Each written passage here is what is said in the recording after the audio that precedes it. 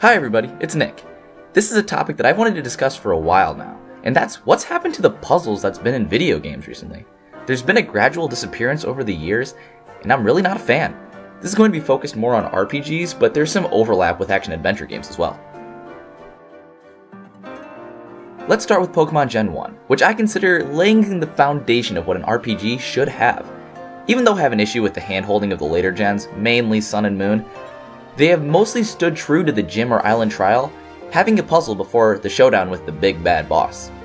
In Red version, it's not true for every gym, and Lieutenant Surge's and Koga's comes to mind when you're talking about a puzzle. Even though Surge's gym is completely broken with the puzzle, at least there's a puzzle.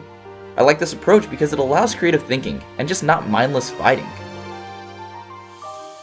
Golden Sun does it extremely well, almost to a point where you think, why is that the solution? It's convoluted.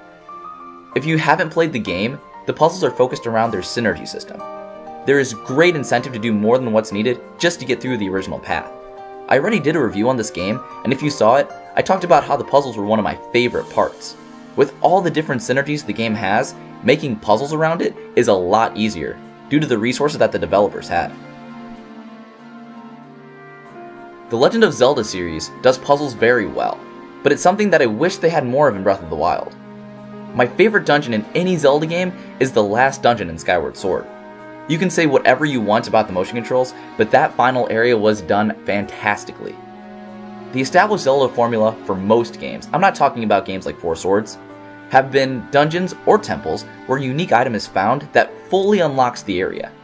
It's an addictive formula, but it has been done a lot. I understand why they made the transition to the Divine Beasts, and I did like the thinking you needed to get through them, but Rivali's Gale breaks it a lot.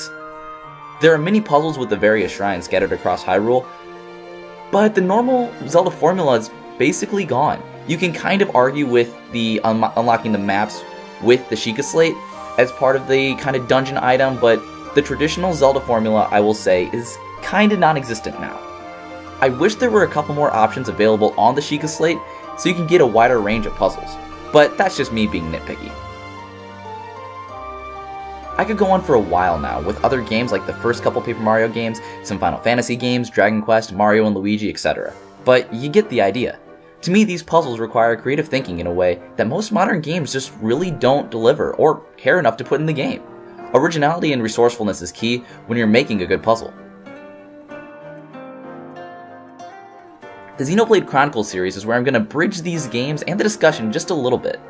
There's no traditional dungeons, temples, or whatever you want to call them. Instead, there are quests. And you're probably thinking, yeah, duh, so what? Every game has quests now. But here's where some of the issues lie. Quests can be a different way to look at the puzzle dilemma, but there's not enough room in this way of thinking. Most quest is talk to this person, find 5 of this item, defeat this creature, etc. And I still enjoy most of these, but then we get to Xenoblade Chronicles X where it's just dumb. You run around the area and it really is an amazing landscape. Then I go on a couple of quests, and they're immediately finished. I just went to the portal, accepted the quest, and it's already done. I laughed a couple of times when this happened, especially like the first couple of times, but my god, it's so unsatisfying to do it that way. It required no thought and just spat out a little bonus experience and money. Don't get me wrong, I love every Xenoblade game, and I just recently finished Xenoblade Chronicles 2, more on that later, but I have no incentive to do most of the quests that I actually accepted. I love the heart-to-hearts that they have, the story is amazing and the combat is unique and fun. That being said though, there's not a lot of creative thinking when you need to solve a traditional puzzle. Bravely Default in my mind is by far the worst when it comes to this, even though I love that game. You're still incentivized to go down the branching pathways with the chests at the end, but there's no puzzles to be found. Sometimes an event happens where you have to run down a different path to go forward, but that just adds to the tediousness of it. At that point, there's no build-up in my mind really. You can stick the boss at the end of one hallway and still get the same result to me.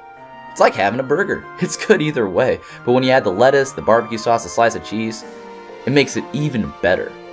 That's the effect that puzzles have for me in RPGs. I love the stories and the battle systems that go with that genre, but stick a good puzzle in with a dungeon and it becomes a masterpiece.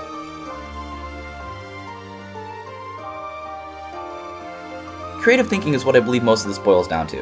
While creative thinking can be in a game in many different ways, puzzle solving seems to be going away. Even though I wasn't a huge fan of the sphere puzzles in Final Fantasy X, at least they were there. Puzzles can be hit or miss based on what you like. Going back to that fantastic burger analogy, giving myself a pat on the back for that one, some people might prefer ketchup over barbecue sauce. I'm sure a lot of people like the sphere puzzles in Final Fantasy X, but it's just not my cup of tea.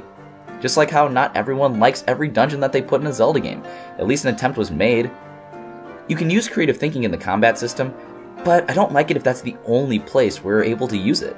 Creating a system of puzzles based around your game's unique features goes a long way in distinguishing your game from the others, and you really need that nowadays because there's so many games out there.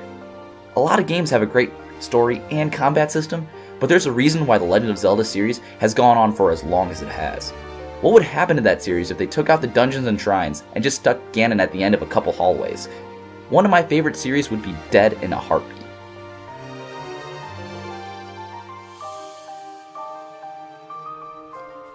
What do you think about the trend of almost abandoning the puzzle aspect in games? I really want to start a discussion on it because I want to know what you guys think. Usually you guys help me expand my mind on these kinds of things, so I really appreciate your input. But I think that they're abandoning something that can be really utilized greatly when it comes down to these games. Let me know in that comment section. This is Nick, signing off.